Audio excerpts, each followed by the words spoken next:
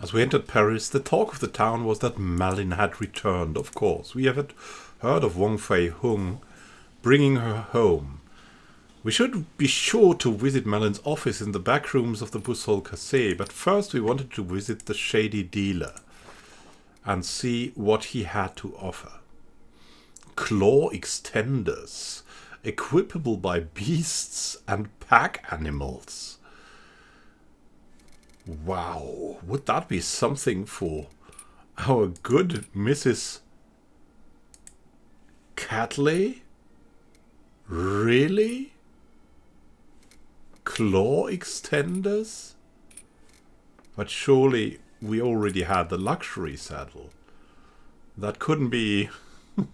that couldn't be a good idea. It would also make her too dangerous. No, the calm nature of her would probably be disturbed by a thing like that. We would look further if we could get something useful, maybe from the Royal Avalon Society. We looked around to see if we could find anything. Nothing so great, maybe. What could the Taishi Academy offer us? Not that much either. We just had to talk to Malin now. It was time for that. As soon as I saw her again, I knew she had changed. The once cheerful explorer was more serious now, a bit more iron in her spine. We have much to talk about, she said, and she brought me up to speed. The portal had whisked us to a strange land. Since then, she had lived among the islands, searching for a way home. While there, she had learned what had gone wrong. To control the portals, one needed not only the key staff, but also what was known as the Great Crystal. The staff controls the path. The crystal provides the power. During her travels, she had managed to make contact with a group of moles who knew the location of this crystal, which had been taken from them long ago. Together we made our plan. Rendezvous with the moles, find the crystal and travel to the Being Engine. Just one more expedition and all would be well. Make your preparations, we leave tonight. And Wang Fei Hung jumped in. What? We would meet up again that evening to finalize the last details. In the meantime, I needed to prepare for the expedition.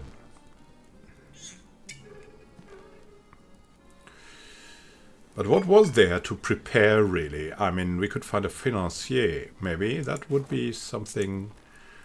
In exchange for a few export tickets, I would receive more funding on the next expedition. Yeah, and why not? I shook hands with my benefactor and sealed the deal. She promised to transfer the necessary funds the moment she finished her scotch. We had to leave now. The bustle of construction in the fairgrounds hummed around me, and we would make haste. Was I ready to take the next step? Yes. The cost of ambition. We would help Malin retrieve the Great Crystal in order to travel to the Being Engine. Maybe this time we would travel with the Taishi Academy. Oh, wait. We had promised the Royal Avalon Society our work. Our preparations complete, Malin joined us for a final night out. I could not help but notice a swarthy sailor standing at the bar nursing a drink. He looked like he had stories to tell. The sailor told me that he specialized in traveling around these disappearing islands. He told me much about his travel. A great beast the size of a house, I tell ya. With his story finished, the sailor reached into his duffel bag and handed me a small package of climbing gear with a little something that would help me on my own adventures. A friendly encounter. We traveled to the Curious Islands.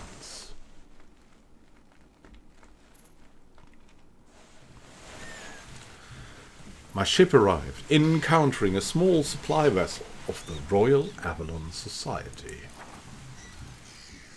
What would they have in store for us now? More climbing gear. Well, that was kind of practical, so we would acquire everything of it for to trade with it some vigor tonics that they had on an offer. There was some whiskey to be had, chakrams, and food cans. Food cans might maybe save us, so we took a couple of them with us. Some more first aid kits also wouldn't hurt. And we couldn't live without our tea.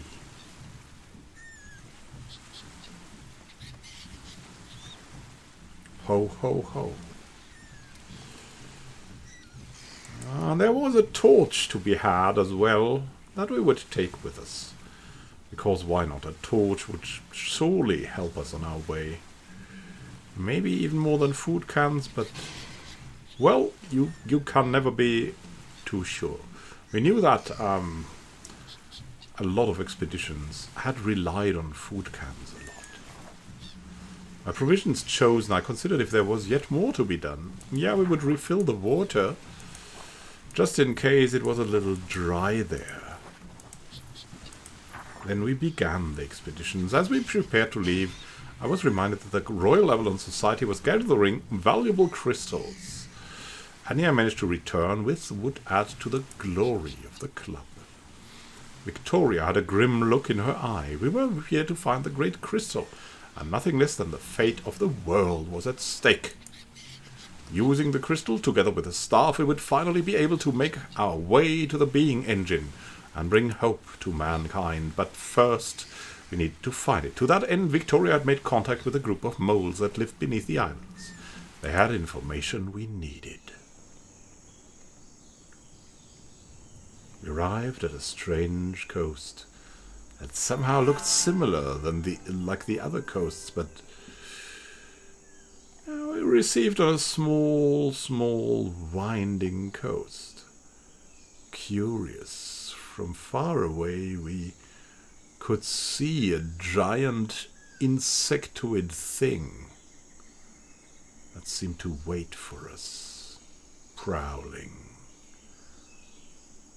From far away we could see that there was something out there. Maybe something mysterious. It was a dry island, so we were really happy we had taken the provisions. We quickly arrived at the shrine. I could hear the roar of turbulent water. We would enter the shrine, but not disturb it. We would search for secrets instead, with the help of a torch.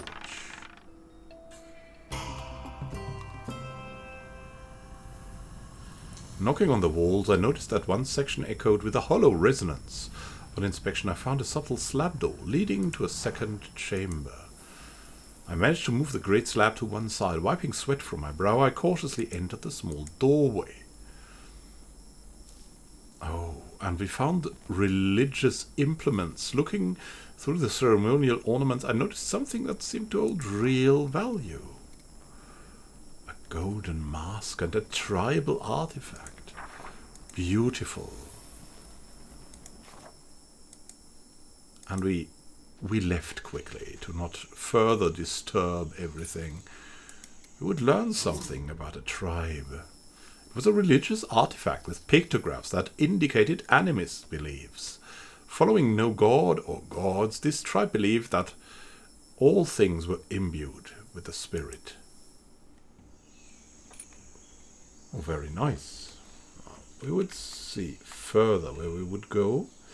There was a strange cave where we had to go to inquire further, but we also had found a small map engraved in the stones of the shrine that would tell us of a location further south. I had to walk through a petrified forest to reach it. And slowly but surely, we were getting nervous. We had found a ferry station, though.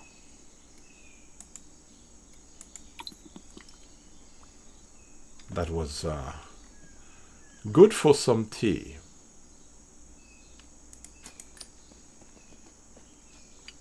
We went on though, because it was clear that we had to travel to a cave. We met some islanders. I encountered travelers reveling under the full moon. When I approached, they explained that they were in fact waiting for me. How very strange. How did they know we would come by? They explained that the prophecy foretold our meeting here, at this place, at this time, under the full moon. They said that friendship would be forged tonight. Yeah, we would ask about their village. They told me of the nearest settlement, giving detailed directions for the route. I thanked them and carefully updated my map. I did not want to strain their hospitality further. The islanders bid us farewell, and soon we were alone in the wilderness once more. Beautiful, but also kind of far away.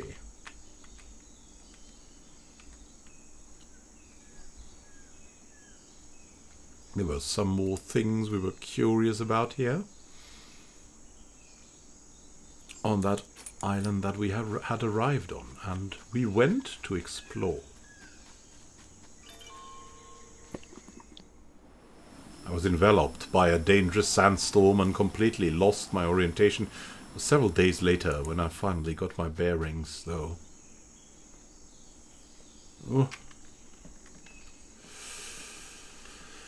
We had arrived in the middle of nowhere. Ate some food cans. It's not bad when you're hungry, they say. But then managed to travel to some strange springs. Reached a place of outstanding natural splendor. The water was wonderfully warm, with steam gently rising from its surface. We would rest here. Homie had a somber look. I needed to know what was going on with him. He told me that his hard work was not being appreciated. I wasn't sure how to react. We tried, oh goodness, we tried to comfort him. Failed miserably. Just couldn't find the right words. I believe my feeble attempt at an apology made Homie resent me more. We would have to sleep. It was absolutely necessary that we would sleep. And so we rested for a while. Everything vanished. Mist lay heavily on the ground as we woke, and we would rest again. Somehow the moon seemed larger, perhaps a figment of my imagination. The camp was lit with a beautiful silvery sheen. I had a sense that the moon was watching over me, guarding against the normally unseen perils of wildlife. It was beautiful, and Malin enjoyed it too.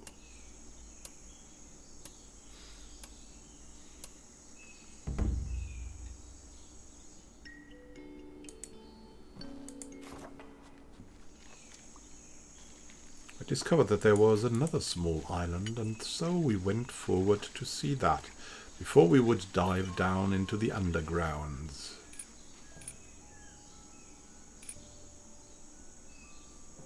There was a strange shack to be found there. I encountered a worn, poorly constructed hut in the wilderness. A desperate-looking man peered out at me, his pale, emaciated form sparking pity. He had thought to find riches in this land, but now was trapped and desperate. Any help I could give would be a godsend. We would give him something little. He appreciated a food can to survive better. We drank some tea.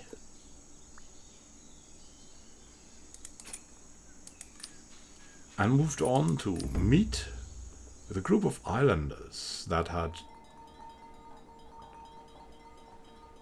been there at a lake. I happened upon some islanders in the wilderness. One of the group enthusiastically told the story of an enormous fish that Kay had caught. They boasted of her achievement, but there were sadly no witnesses. Her fellows teased her good-naturedly about the veracity of the tale. It seemed that some things truly are universal. Some other encounters stuck in my mind the rest of the day as I continued my travels. Would that be something we would encounter? Anyways, we traveled further, finally to that cave that Malin had thought would bear the secrets that we had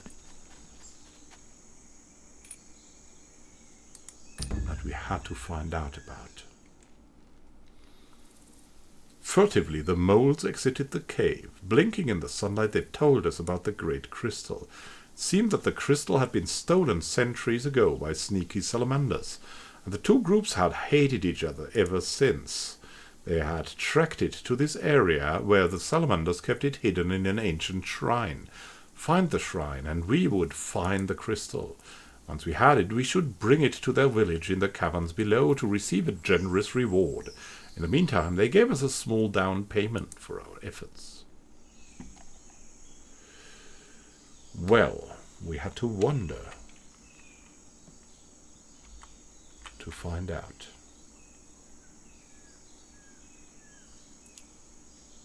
There were a few things we wanted to visit. Among them also a trader that we met on the coast. To my surprise, I encountered a colorfully dressed wandering trader. He gave a wide grin when he saw me placing a bulging pack full of wares on the ground, presented us with a selection of his wares. Oh, and we would barter. He had cheap torches and tanning kits. Not that we need much tanning kits, but it was better than nothing. We had so much climbing gear, we would try to make a deal with that. And truly, it was a very good deal. Also, a campsite was what inspired us here. That would maybe be useful to us later on. We wouldn't find time for the treasure map, we feared.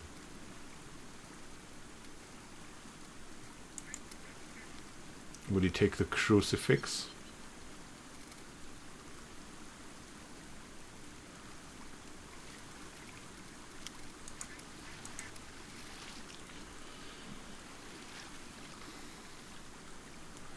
Now the tent was certainly a good addition, and I ventured into the wilderness once more, but we had to get rid of some water to carry it all.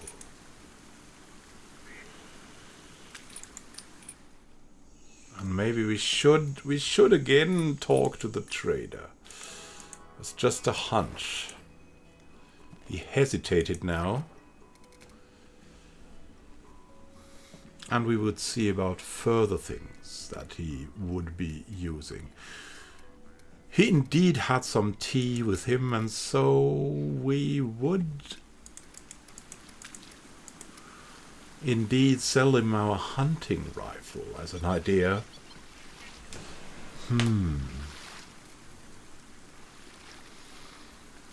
Oh, ho, ho.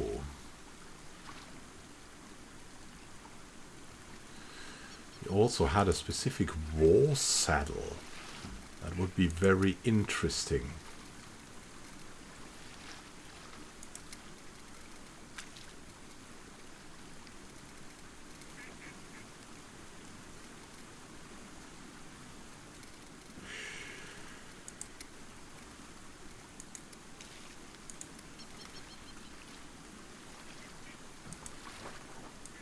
Business concluded, I ventured into the wilderness once more, and we looked into giving Miss Catley a better saddle, maybe. Well, we would carry it for now. Maybe before we would attack somewhere, we would find a better use for it. But now it was time for some tea. And approaching another village of the islanders, the strange salamanders. We went into an island called the Bog Islet.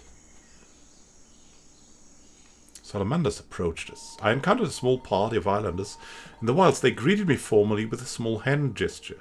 Sensing an opportunity, I asked if they had any information that might be of use. They seemed reluctant at first to share what they knew. However, after some cajoling, they agreed to trade for directions to a nearby shrine. Yeah, we would do that. We would like to do that.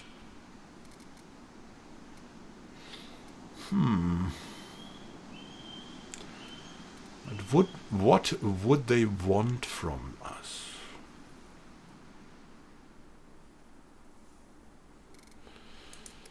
A tanning kit, maybe? And a food can were enough to convince them. We gave careful instructions on how to reach the location. We thanked them and went on our way. Oh, down there.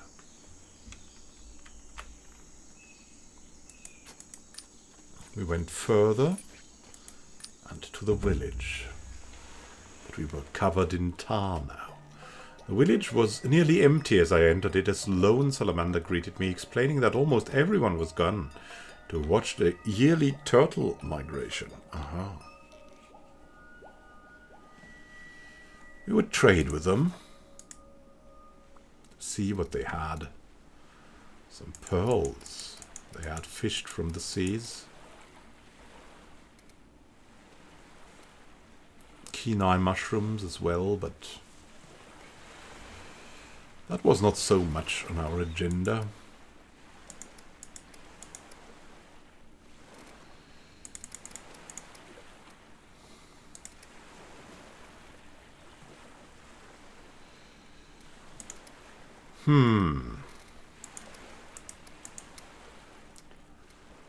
It was a little hard trading here.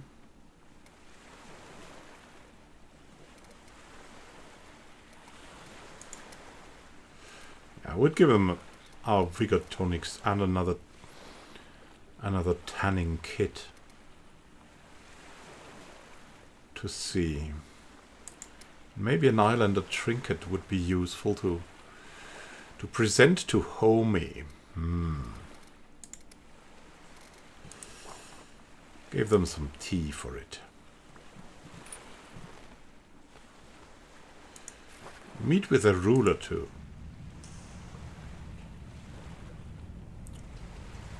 I interrupted an important meal of the salamander chieftain. She was nibbling at something that looked like a human hand, only smaller and much hairier. We would ask him about the great crystal. Heaping praise on the salamanders, I said that I had heard legends of their wondrous great crystal. I asked if I could possibly visit it as a humble pilgrim. She smiled, explaining that the crystal had a long history. Salamanders had received it as a gift centuries ago from the moles, before the great betrayal. If I wanted to visit it, the shrine where it was housed was easy enough to find, and perhaps I would want to greet the great Wong Fei Hung, who they had hired to guard it. It was indeed that shrine. It was indeed that shrine. Oh, goodness me. I thanked him solemnly. I now had my target, but I would have to overcome the dastardly Tobazyi to get it. Thanked the chieftain for their time and made my exit. Yeah, we left consequently. An islander clasped my hand in respect and wished me farewell. Oh my, oh my, oh my. It was time to get there. There was a crocodile guarding it, as they had said. We, on the other hand, drank some tea and continued. Just what a chap needs in the morning. Crossed a river that washed off our tar, then we were no longer, and then we were again covered in tar. We found Amakaur's bizarre giant moth here. There was also a cave, but we were focused. Like, really focused? Were we really focused? Don't know.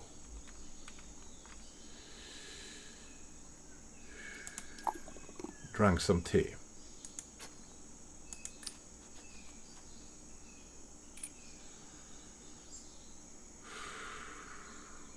And approached the cave for now. Peered into a large tunnel. From where I stood I could see nothing but darkness inside. Enter the cave. With the help of a torch we saw a path without further problems. At the far end of the cave we found a beautiful grotto with a cloud of fireflies, causing shimmering lights to play across the walls. Steady lights and the calm buzzing of the fireflies lightened the mood. The party thanked me for this peaceful moment. We can take water here. Yeah, I was glad we found this place.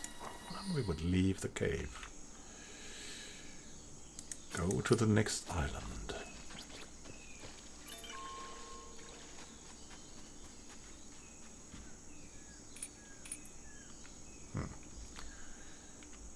We theoretically found another shack, but also a path further out here.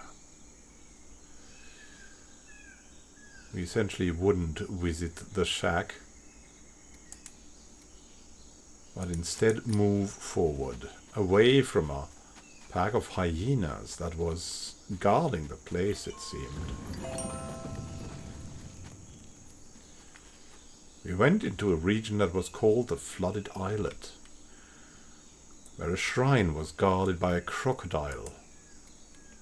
Terrifying. We had to prepare.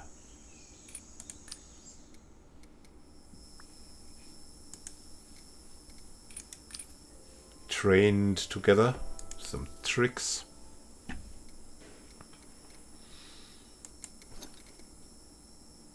And had a war settle prepared for good Miss Catley.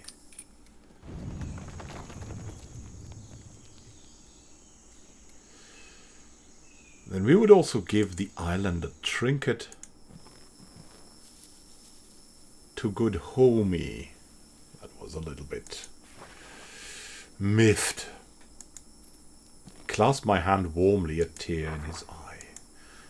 As we moved on, I caught the smell of smoke in the air. Turning, I saw a great fire raging behind us, the light flickering madly in Kezia Young's bright eyes. Oh no! Thankfully, we were on an island. Away! Away we went!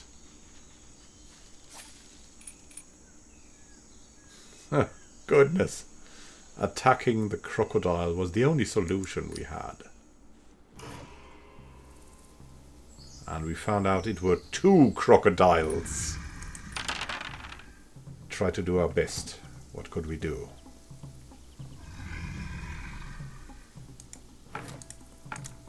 Their hides were thick. Their jaws were hungry.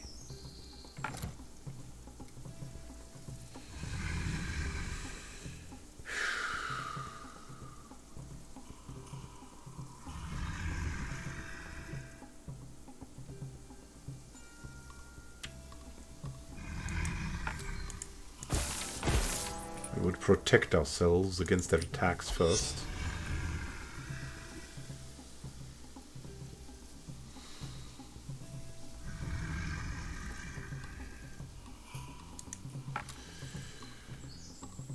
Before we would give them pain.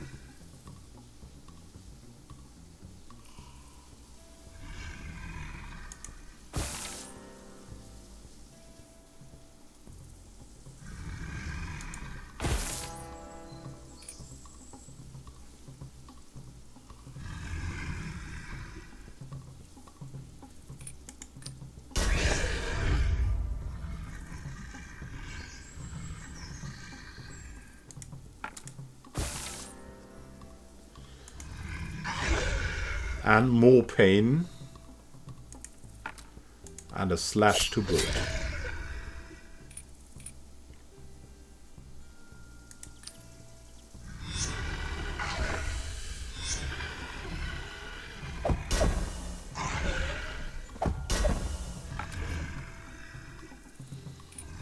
hoped they would not attack further. We were well protected, but still. We had to bring more.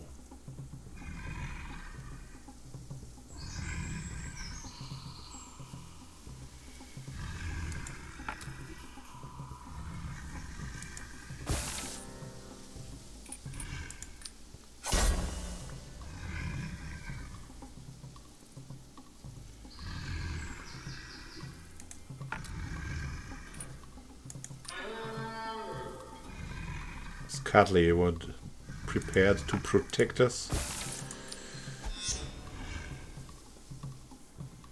while we did our very best to take the crocodiles out.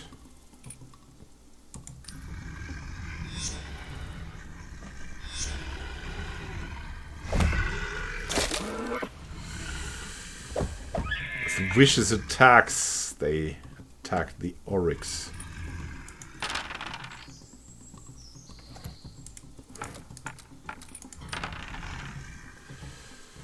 And even healed themselves doing so.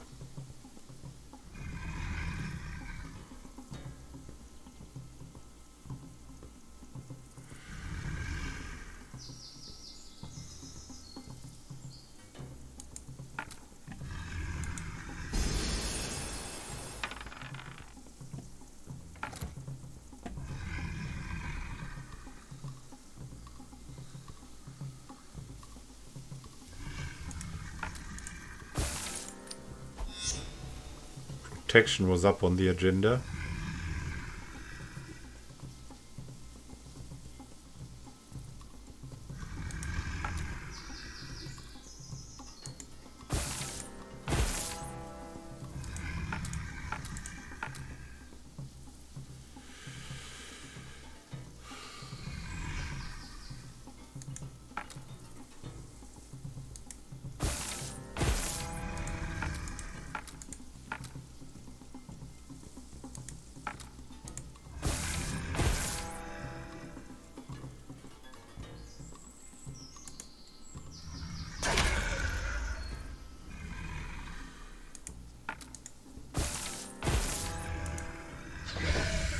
Taking one of the crocodiles out with massive strikes, Malin triumphed.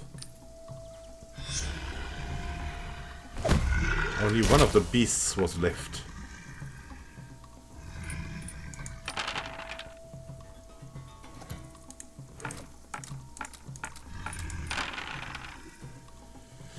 And we rejoiced.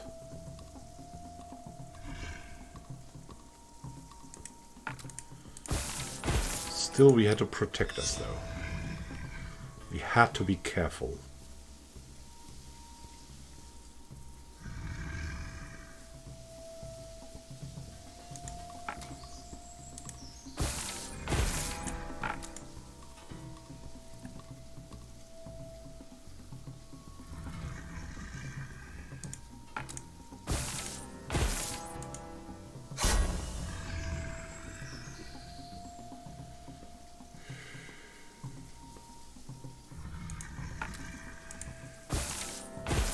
We struck and struck.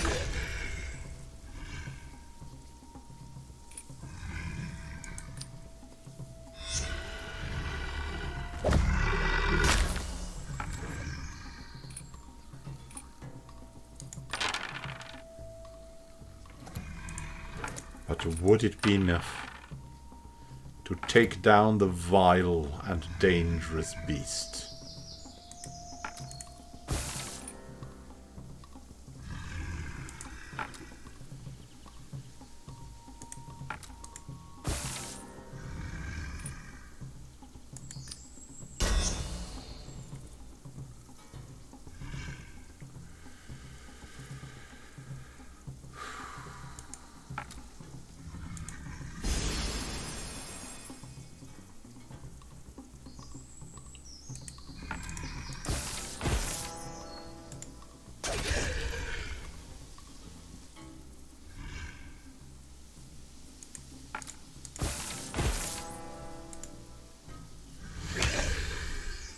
made slight mistakes, but still it was enough.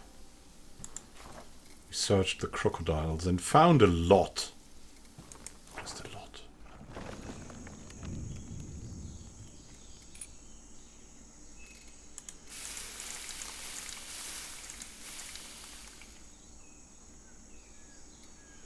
After a tea and some heavily grilled meat, we decided to approach the shrine.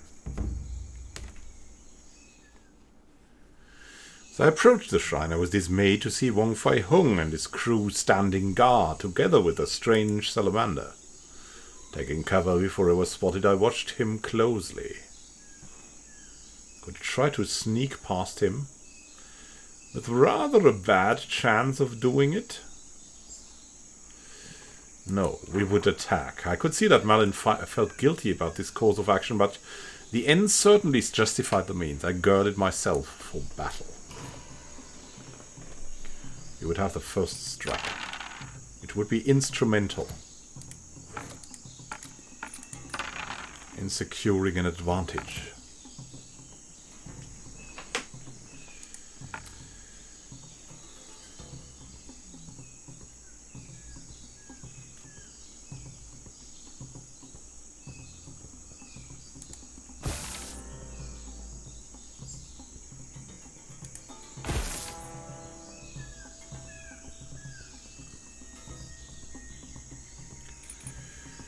We would send them pain and weakness.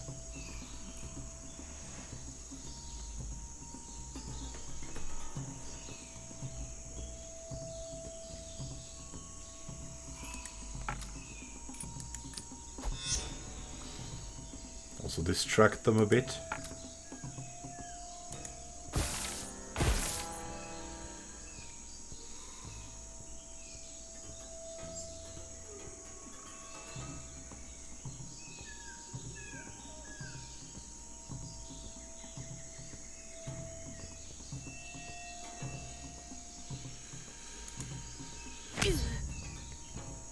We would hit her nerves.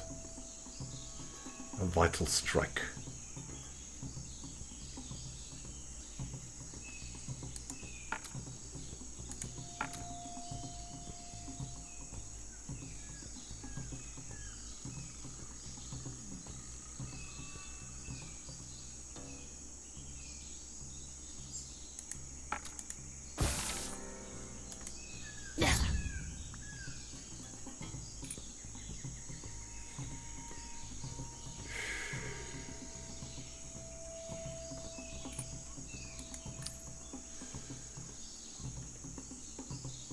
What would they do, though?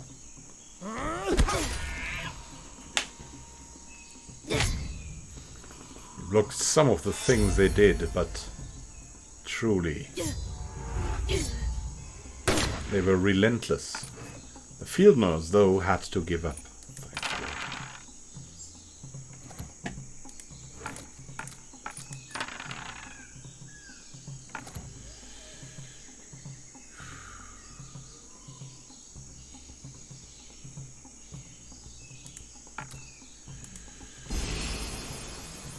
Heal ourselves up.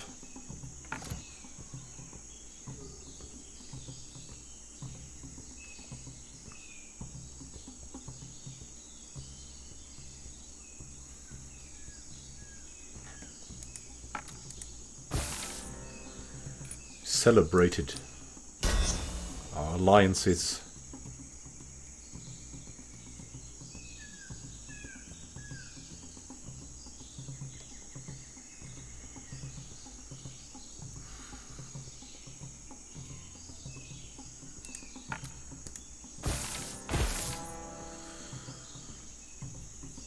Then went on to attack decisively.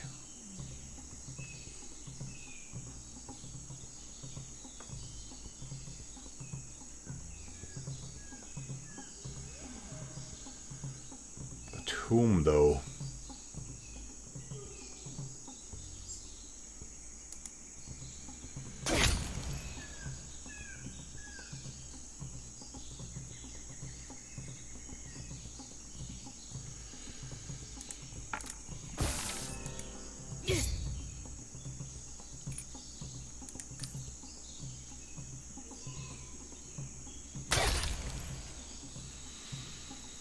shaman was vulnerable now. They all struck and struck and struck. They knew he was maybe our most dangerous man. We, on the other hand, had identified a weakness in their British soldier.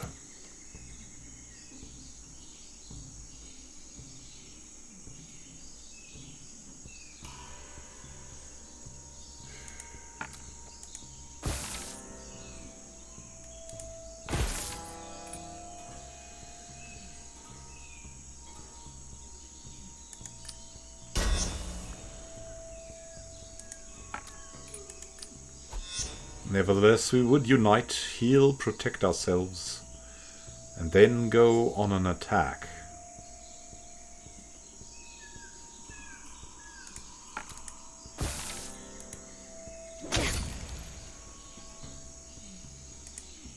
The soldier must die, we said. And well, he was surely bleeding.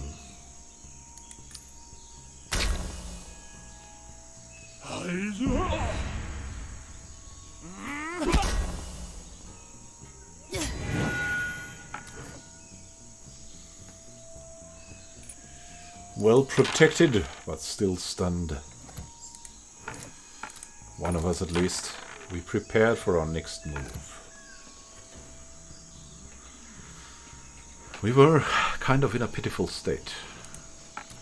Still wanted to continue.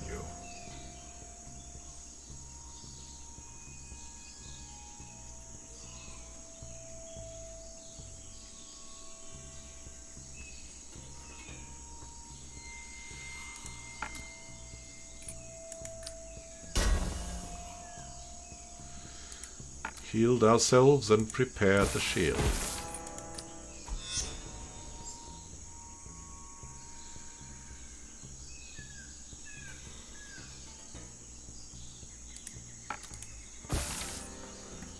Then we had to strike. We went for the salamander. He looked so soft and vulnerable.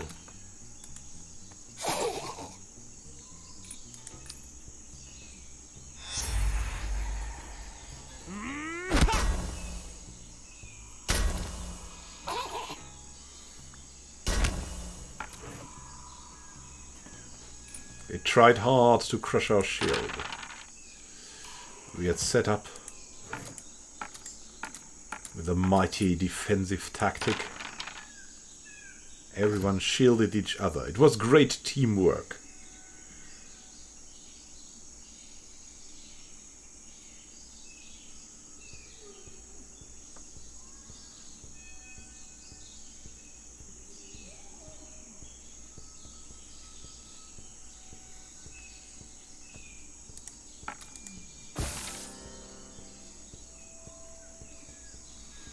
Helped Amar, going to her full strength.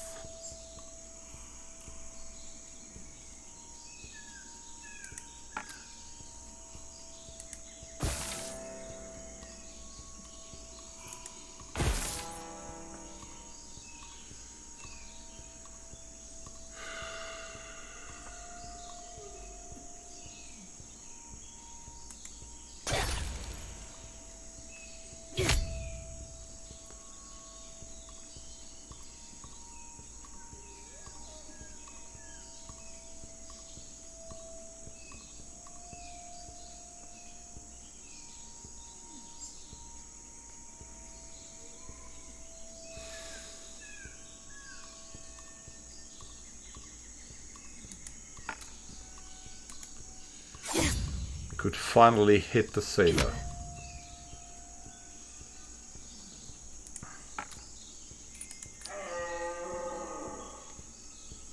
This cat-like growled and made sure that the enemies wouldn't forget about us.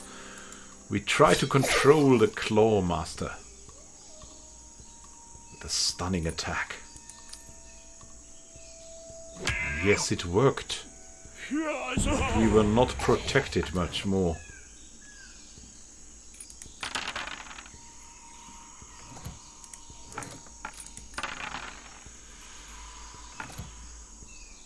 would we do now?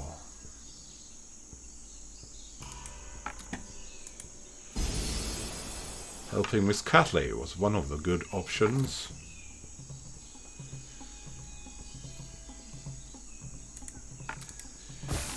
Healing every one of us, the other.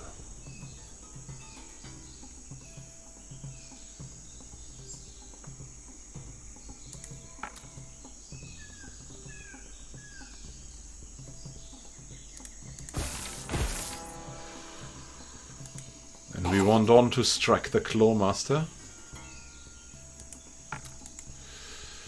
And Wong Fei Hung was attacked. Our good Mrs. Catley. And Malin herself.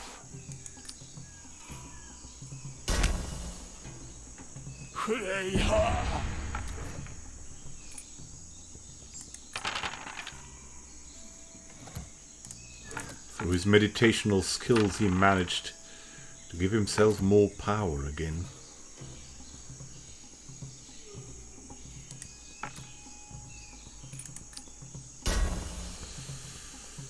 But futile.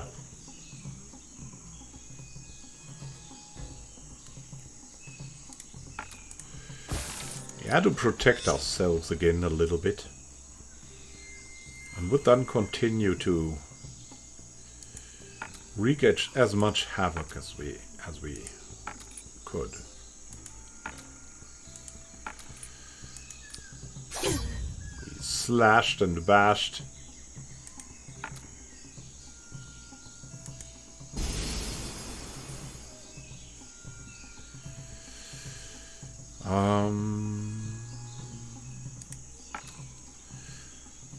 But also here mistakes were made. Still though, with unrelenting force, we made our way forward.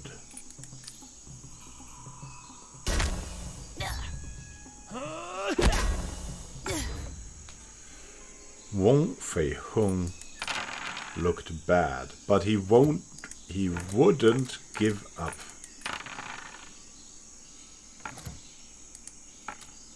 Well, we said to him,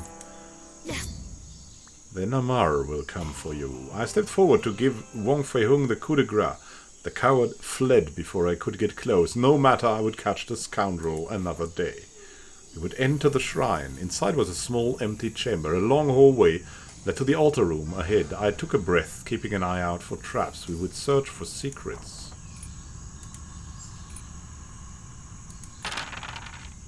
Using a torch. By pressing a suspicious stone, a hidden mechanism raised a golden sarcophagus from a recess hidden beneath the floor. We opened it and found two nice scrolls and a mysterious tide wand.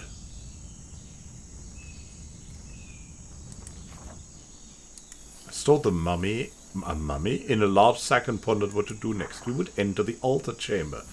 We arrived at what seemed to be the treasure chamber. I stood before an altar caved with pictographs of waves and drowning men. The sound of water rushing in my ears. We would investigate the altar and found the great crystal. It could not be dropped. We had to take it.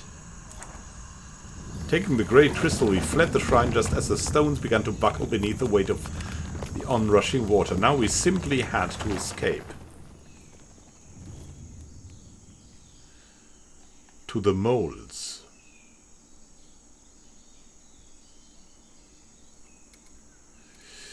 The salamanders now, though, would hate us.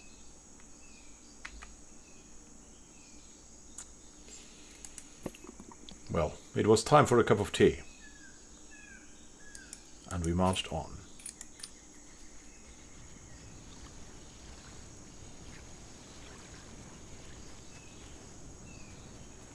When a hyena suddenly tried to attack us, but strangely nothing happened. Salamanders were blocking our path. We had to be extremely careful. The water followed our footsteps. And we were attacked. The Clawman had returned and did his best to attack us. We were vulnerable, beaten, under duress.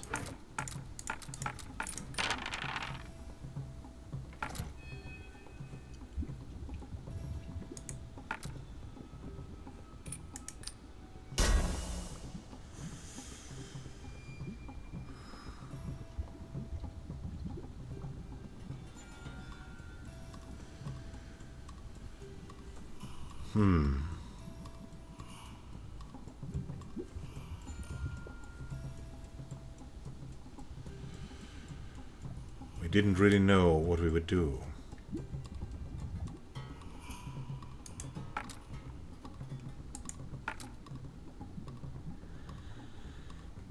Just knew we had to take someone out.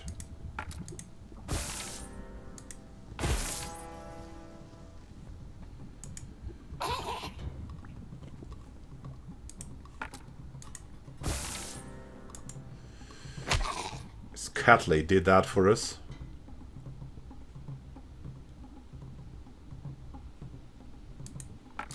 But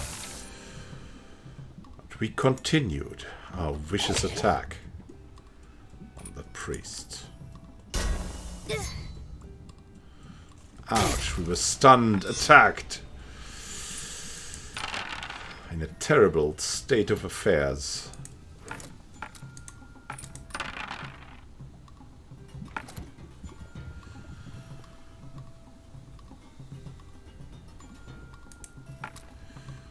Also, we might have been able to heal.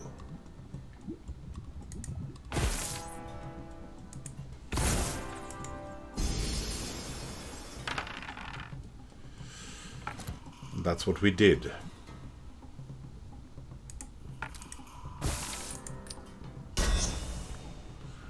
Protecting ourselves was another option.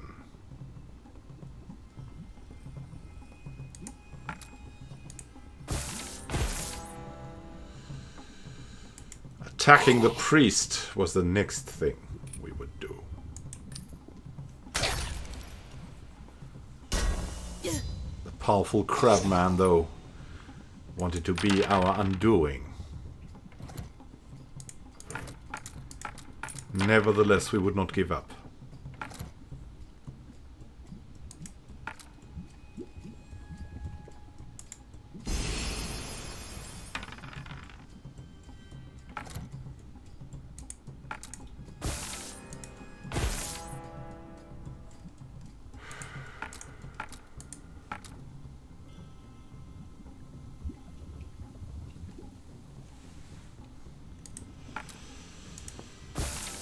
Bring pain to all of them.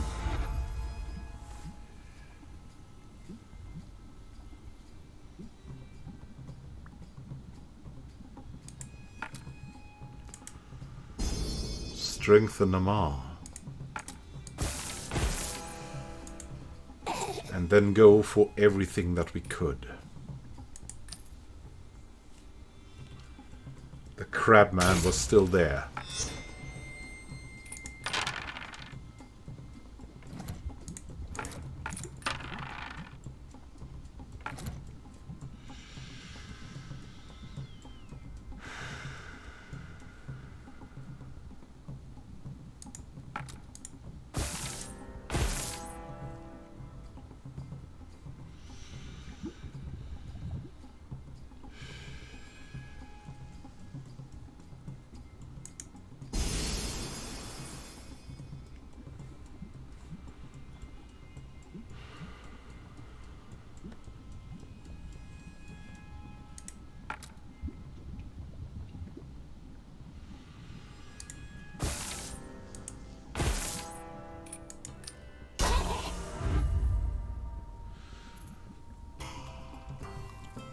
Finally stopped them and took everything they had.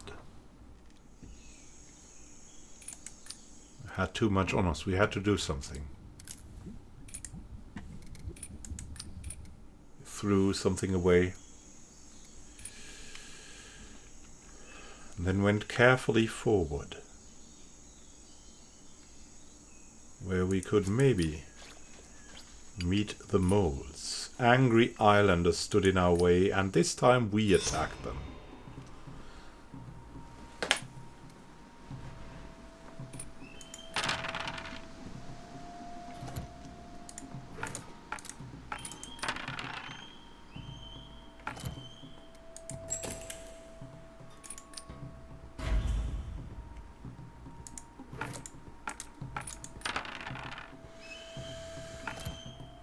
Relentlessly.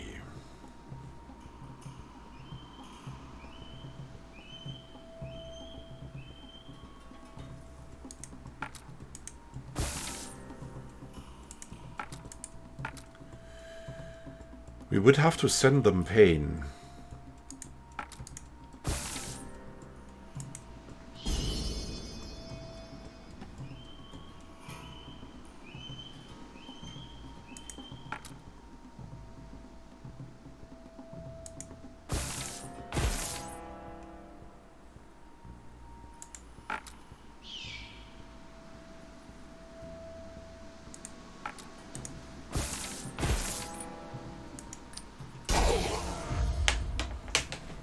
Would disturb them massively.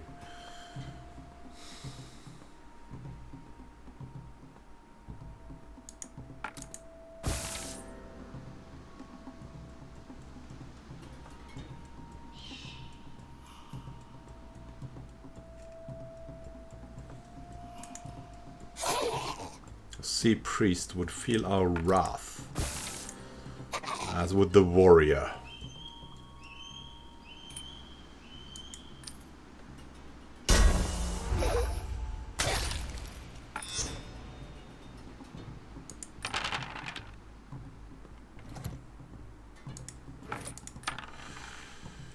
We were relentless in our pursuit.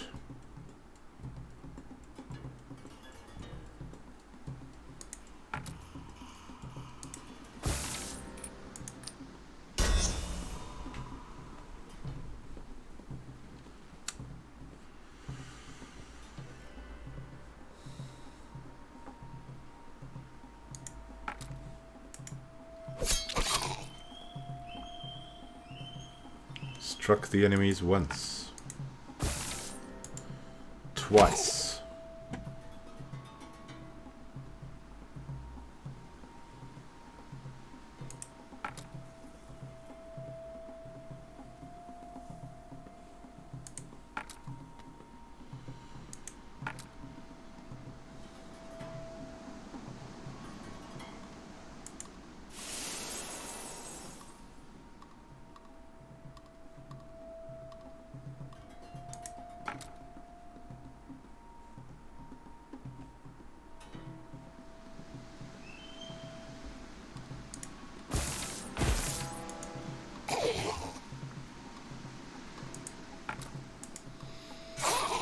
And finally slashed them down. I checked them for valuables. And we found quite something. But again, we had too much to carry. Again, it was time to do something. We would not give away our torches.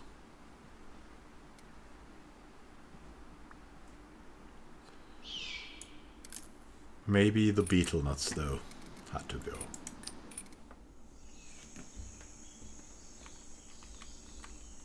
It's time to return to the cave of the molemen. We hurried.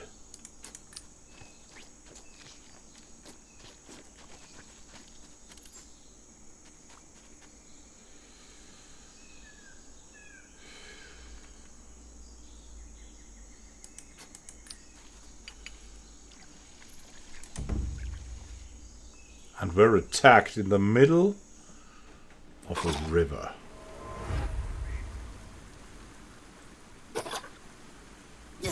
by some beasts that did not look at all like the salamanders we had met, except for the Clawman.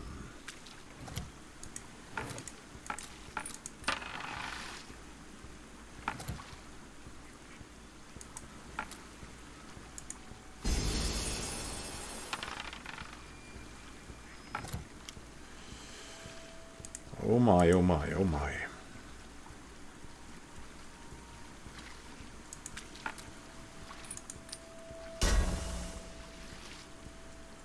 It was a strange time and not much of luck accompanied us.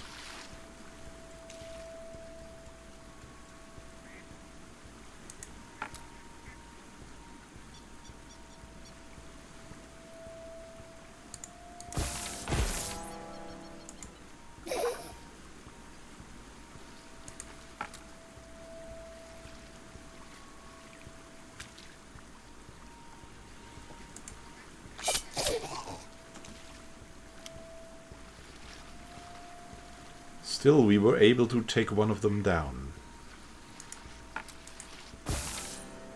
And slash another.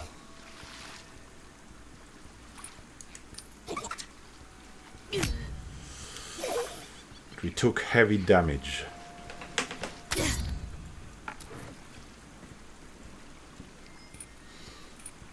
Especially Malin didn't look good.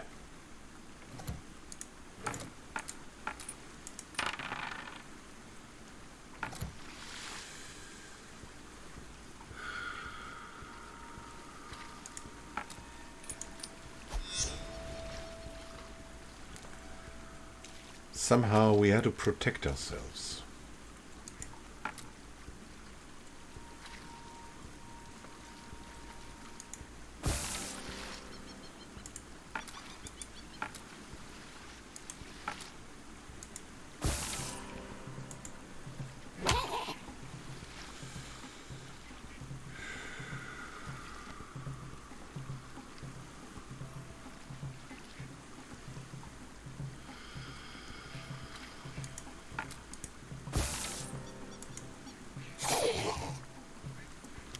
Attacked their master again and again. And healed Malin a bit.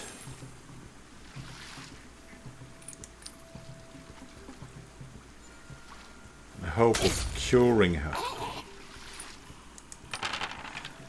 To no avail.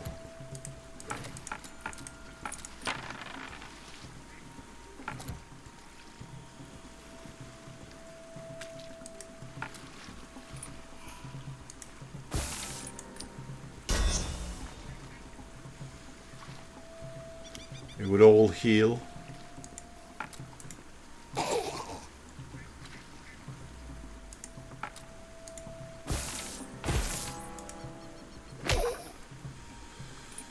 Miss Catley leading the fray. Ouch.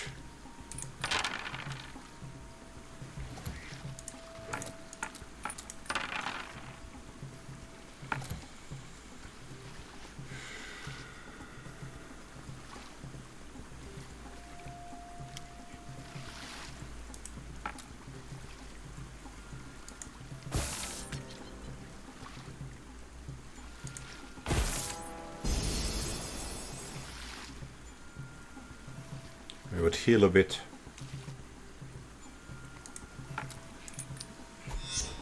And distract.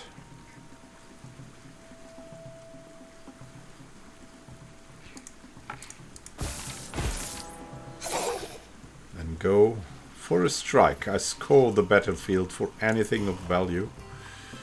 And we found actually a lot. But decided to leave a lot of it behind as well.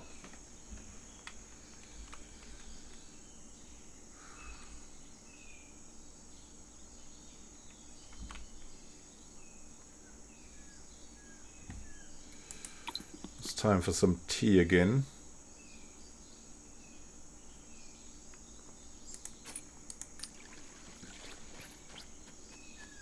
And some serious... Oh. We had too much with us.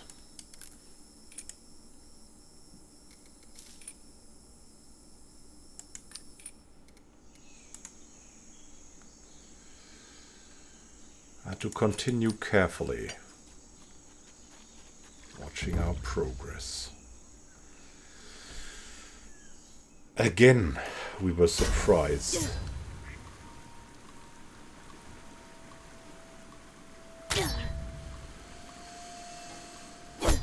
By the cursing and dangerous salamander people.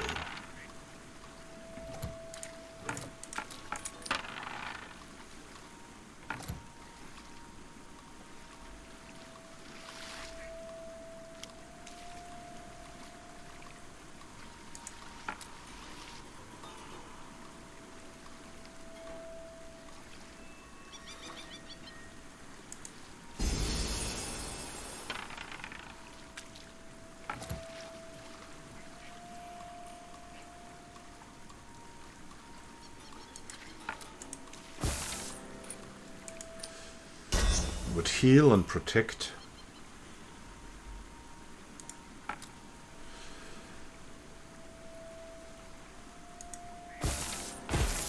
And then collect our powers and fight.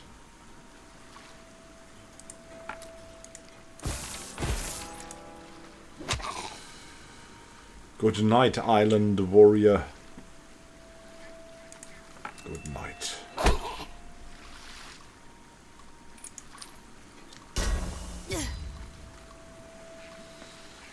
The priest and the crabman still struck us relentlessly.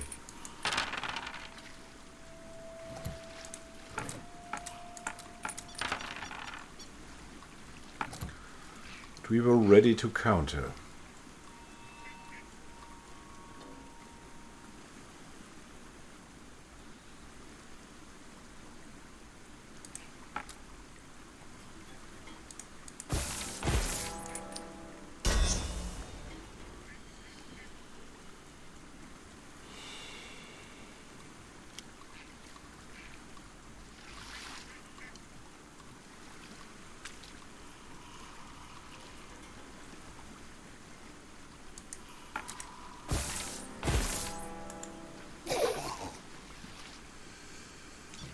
Slashed, bashed, and crashed on them.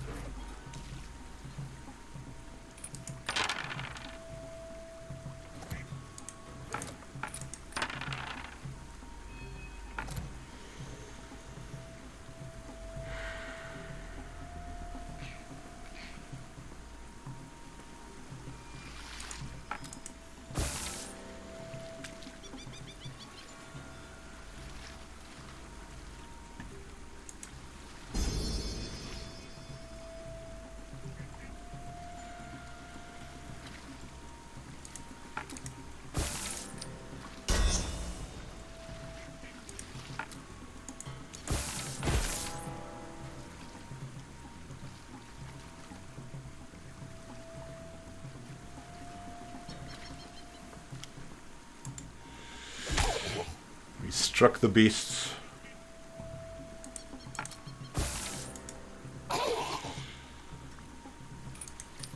Would wait for a better time.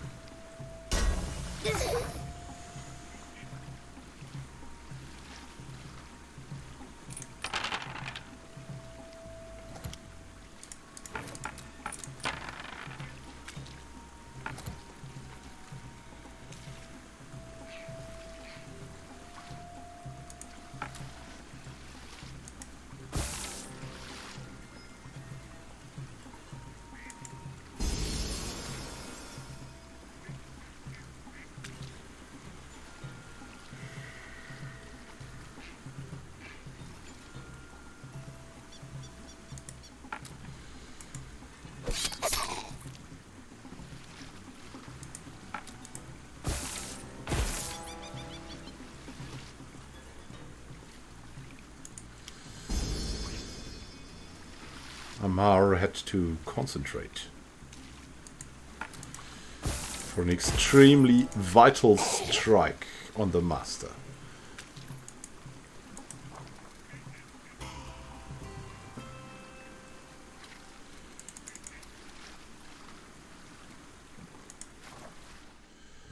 It was too much that we could carry anymore. Had to wait a bit. More salamanders were already hunting for us. And we decided to stop at the healing springs to help us for a good rest. Kezia Young approached me. She told me that she had taken ill after eating one of the cans. Found that several had been improperly sealed and were clearly tainted. We lost food cans and she was ill. Hungry.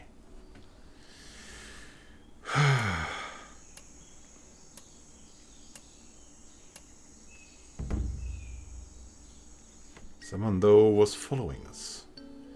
Mist lay heavily on the ground as I woke. It wasn't a great sign. We drank some tea and continued.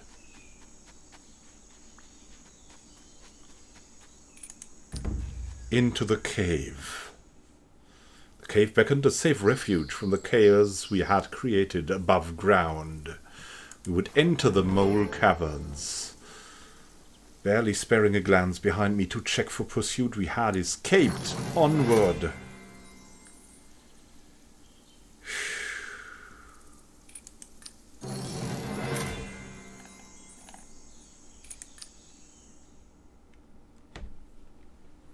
What would expect us in this dark and strange cave? We had enough with us, but things to eat were rare.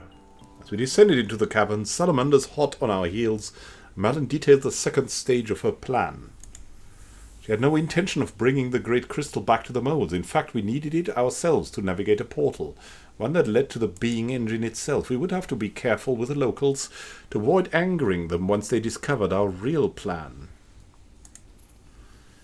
Meanwhile, we still had to find the portal. It was normally hidden to the naked eye, but we could reveal it using a mysterious stone disc that was said to be linked.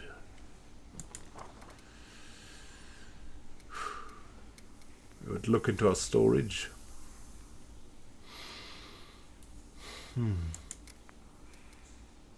Maybe we would bring some things in there that would not be too good to trade. And then